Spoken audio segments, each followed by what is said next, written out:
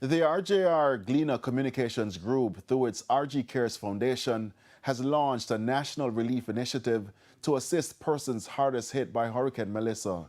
Chairman of the foundation, Gary Allen, said the effort will collect cash and non-perishable food items to support families struggling in the wake of the devastating Category 5 hurricane.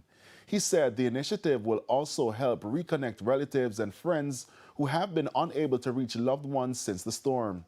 Mr. Allen noted that RG Cares is contributing $500,000 in supplies this weekend to kickstart the campaign, and that the group will use its radio, television, print, and digital platforms to highlight ongoing needs and relief activities.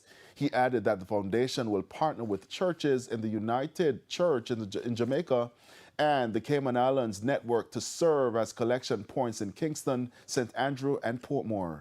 Persons can drop off items such as canned goods, dry foods, water, and hygiene products at Webster Memorial Church Hall, Hope United, Meadowbrook United, and Portmore United Church. Cash donations may also be made through the Bank of Nova Scotia New Kingston branch to the Television Jamaica Change a Life Jamaica account, the Bank of Nova Scotia New Kingston branch.